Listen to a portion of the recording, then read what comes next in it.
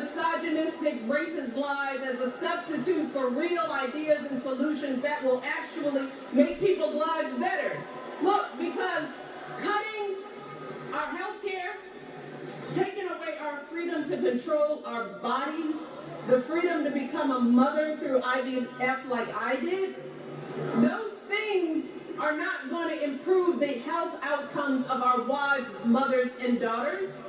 Shutting down the Department of Education, banning our books, none of that will prepare our kids for the future. Demonizing our children for being who they are and loving who they love, look, that doesn't make anybody's life better.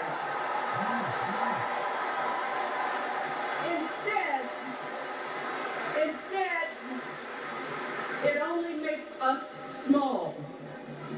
And let me tell you this, going small is never the answer. Going small is the opposite of what we teach our kids.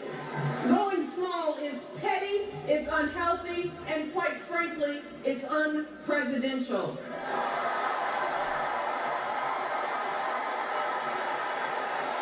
So, why would any of us accept this from anyone seeking our highest office? Why would we normalize that type of backward leadership? Doing so only demeans and cheapens our politics. It only serves to further discourage good, big-hearted people from wanting to get involved at all. America, our parents taught us better than that, and we deserve so much better than that. That's why we must do everything in our power to elect two of those good, big-hearted people. There is no other choice than Kamala Harris and Tim Walz. No other choice.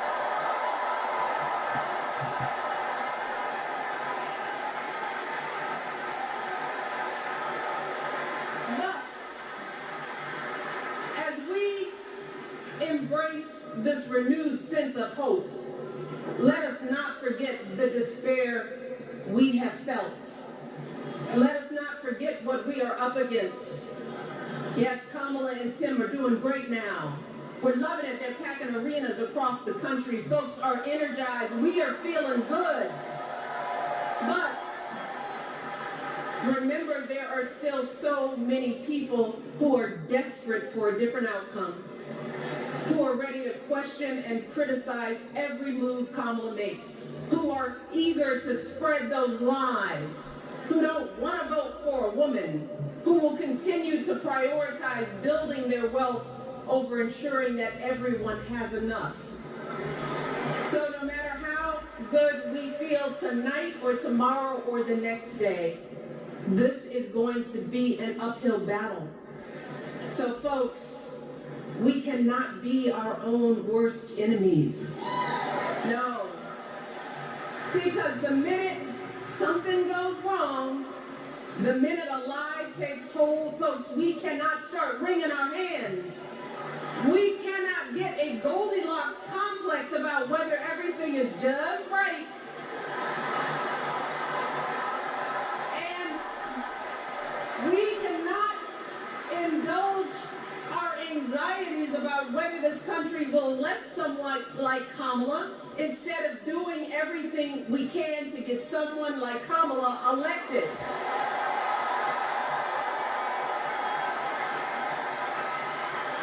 Kamala and Tim, they have lived amazing lives. And I am confident that they will lead with compassion, inclusion, and grace. But they are still only human. They are not perfect. And like all of us, they will make mistakes. But luckily, y'all, this is not just on them. No, this is up to us, all of us, to be the solution that we seek.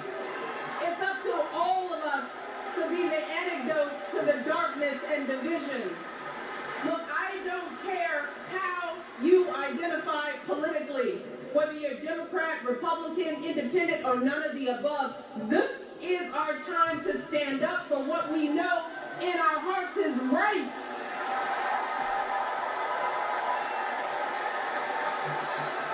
To stand up not just for our basic freedoms, but for decency and humanity, for basic respect, dignity, and empathy, for the values at the very foundation of this democracy. It's up to us to remember what Kamala's mother told her. Don't just sit around and complain, do something. So, if they lie about her, and they will, we've got to do something. If we see a bad poll, and we will, we got to put down that phone and do something. If we start feeling tired, if we start feeling that dread creeping back in, we got to pick ourselves up, throw water on our face, and what? We only have 2.5 months, y'all, to get this done. Only 11 weeks to make sure every single person we know is registered and has a voting plan. So, we cannot afford for anyone America to sit on their hands and wait to be called. Don't complain if no one from the campaign has specific